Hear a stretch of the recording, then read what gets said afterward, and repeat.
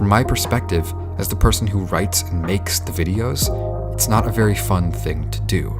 Sure, the videos get views and I feel like I'm doing important work telling these stories, but it's a really heavy task. And so I told myself that instead of rushing to chronicle the life of Juice WRLD, I would just sit this one out. That is until a few weeks ago, when on a whim I started listening to Juice WRLD's music and reading about the artist he was.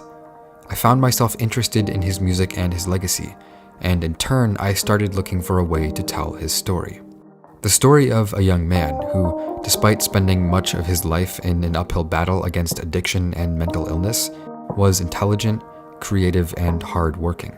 A young man who spoke for his generation in good times and bad. This is the story of Juice WRLD.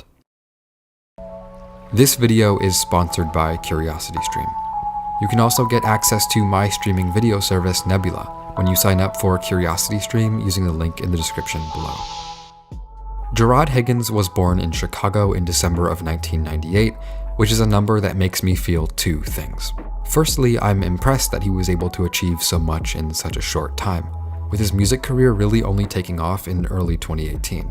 And secondly, it makes me feel insecure, because with me being born in October of '99, Juice WRLD was only 10 months older than me. It really puts into perspective just how much he did with his life.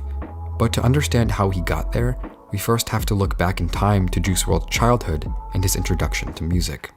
Juice WRLD was raised by his mom, and like most loving moms, she did a lot to help him grow as a person. But before we get into Jerrod's home life, I want to talk about his neighborhood life. Because soon after Jerrod was born, his mom moved them out of Chicago proper to Homewood, a nearby suburb to the south of the city. And while Homewood may be a suburb, there are a few things about it that set it apart from what most people assume about American suburbs. Firstly, Homewood is connected to inner-city Chicago via commuter rail, which means that young people who don't have their own cars yet, or maybe can't even drive, have a reliable way to get around by themselves rather than getting stuck in their subdivisions. Secondly, Homewood is miles more diverse than the average suburb in the US. Whereas the average American suburb is 70% white and 10% black, Homewood is 60% white and 35% black. An environment like this gave Jerrod an upbringing that was less sterile than the usual suburban childhood, while also giving him access to resources that most kids in inner-city Chicago don't have. And the foremost of those resources would turn out to be his high school. Homewood Flossmoor High is regularly ranked as one of the most academically challenging high schools in the country, and one of the best funded in the areas of music, sports, and art. And with the school buildings themselves winning a Gold LEED Award for environmental sustainability, Homewood Flossmoor is forward-thinking too. The school has produced many successful athletes and artists, including rappers like Femdot and Toby Lou.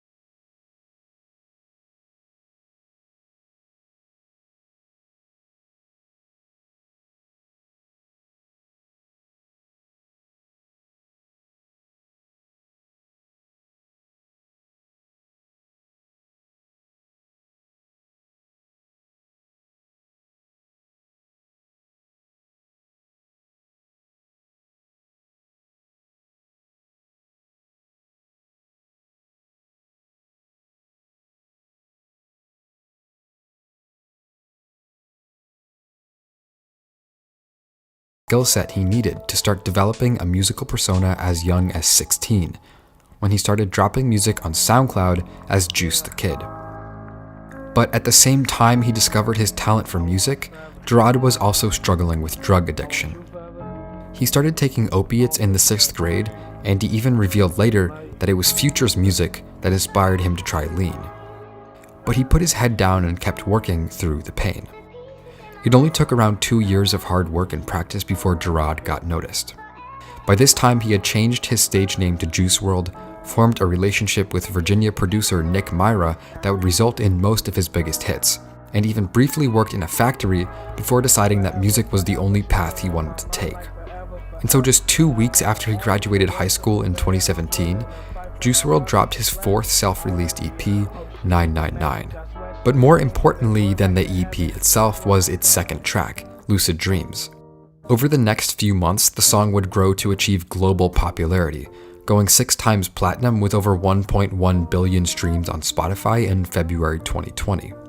And for the next 6 months, as 2017 turned into 2018, Juice WRLD continued dropping songs, music videos, and working on new collaborations until March of 2018, almost 2 years ago, when he was signed to Interscope for $3 million. A massive, unprecedented amount of money for a 19-year-old who was unheard of just a few months ago. And so Juice WRLD got to work. His first album dropped 2 months later, and it was a massive hit. It peaked at number 4 on the US charts, and with songs like All Girls Are the Same, Lucid Dreams, and Lean With Me, the album racked up over 2 billion streams on Spotify with ease. But Gerard's world, and that of hip-hop as a whole, was shaken a month later when XXXTentacion was murdered in his hometown at the age of 20, just 3 months after releasing a number 1 album. The day after X's death, Juice WRLD dropped the song Legends as a reflection on the deaths of both X and Lil Peep in the same year, and how he felt that his own generation was cursed. But at the same time, Juice WRLD's music was exactly in line with that idea. His music borrowed from emo, punk, grunge, hip-hop, and SoundCloud rap, and more importantly, he sang and rapped about depression, addiction, heartbreak, and dying young. And with each passing tragedy in the rap game, Juice WRLD's name continued to come up in conversation about who might be next. But Juice WRLD's career only continued to grow. With a guest spot on Astroworld and his first ever late-night TV appearance in the summer of 2018, he was becoming a household name. And just when he couldn't reach any higher, he dropped a collaborative mixtape with Future called World on Drugs. The mixtape was a massive achievement for Juice WRLD. Remember, he was still in the early months of his career, and he grew up idolizing Future. But the finished product of World on Drugs was rough to say the least. First, the mixtape was made in just 5 days, and you can tell that was the case because it's honestly pretty repetitive and generic. But beyond that, there was something dark about its context. One of the biggest headlines to come out of the mixtape had nothing to do with the music itself, but instead, people were talking about an exchange that Juice WRLD and Future had in the studio. The story goes like this. Juice WRLD meets one of his biggest role models for the first time. He's been working towards this for years, and it's a huge moment for him. And he finally has the opportunity to tell Future something he's been wanting to say for years. Future, you inspired me to try Lean for the first time. And Future is shocked. He doesn't know what to say. He apologizes awkwardly. In that moment, whose truth is impossible to verify, was covered by journalists everywhere. It's hard to imagine something more poetic than a rookie rapper rapidly approaching superstardom, finally meeting his hero and shaking him to his core. A few months later, Future was profiled by Rolling Stone in an article titled "Future Changed Rap for a Generation, and he doesn't know how to feel about it." In the article, Future talked about how Juice WRLD's words cut him deep and that it was all he could think about for a long time. He said, "What have I done? What have I done to other people, and what did I do to myself?" Juice WRLD's second album came out in March of last year. Death Race for Love features cover art inspired by Twisted Metal, Gerard's favorite video game series. The album hit number 1 on the Billboard charts, and Gerard spent the rest of the year dropping high-profile collaborations like All Night with 2 members of BTS, Hate Me with Ellie Goulding, and Bandit with NBA YoungBoy in October. Gerard was on top of the world, with massive amounts of streams on everything he touched. His ability to write and sing soulful ballads while sticking to the SoundCloud rap aesthetic was wildly appealing to teenagers all over the world, and there was almost nothing he couldn't do. He made use of the familiar sound of emo rap, emo rock, punk, and hip-hop to create music that all teenagers could relate to and gravitate towards. Juice WRLD often said that he only wrote from his personal experiences, and that expressing his pain and vulnerability through music was something that helped him find a sense of inner strength. On December 8, 2019, Juice WRLD was flying into Chicago's Midway Airport from Los Angeles. While boarding the small private jet, the plane's pilot had noticed that Juice and his crew were carrying guns and a large amount of drugs. He notified law enforcement during the flight, and when they got to the airport, a team of cops was waiting to board the plane and search for evidence. During the ensuing chaos, Gerard swallowed multiple pills in an attempt to hide evidence that could possibly send him to jail. His massive dose caused him to start convulsing and seizing. Narcan was administered, but it was ineffective, and Gerard was pronounced dead at the hospital shortly after. His autopsy revealed that he died from toxic levels of oxycodone, codeine, and Percocet. I don't think there was anyone who was shocked that Juice WRLD died. Maybe they said something like, "Oh my god, I can't believe it," but I really don't think the news truly shook anyone to their core. It's not that Juice wasn't impactful or influential enough. In fact, it's quite the opposite. With billions of streams, he was arguably the most famous musician to die young in the last few years, and he was only going to keep getting bigger. He had totally mastered the SoundCloud formula, bringing it to a wider audience with more friendly, simplistic pop sensibilities than, say, Lil Peep or X. Gerard took a genuine underground phenomenon and made it truly marketable as a mainstream sound. I would even go so far as to say that Juice WRLD sounded more comfortable in his collaborations with pop singers like Ellie Goulding and Halsey than in his collaborations with rappers like Future. He was a pop star at heart, and more importantly, he was a kid too, a fan of anime and punk bands and Percy Jackson books. The real story that's emerging from the ashes of Gen Z rappers is one of historical foreshadowing. Rappers from the 90s were, among many other things, drug dealers. They molded themselves after the Italian mafia. They drove big cars and dressed nicely, and a fair few of them turned their rap careers into billion-dollar business empires.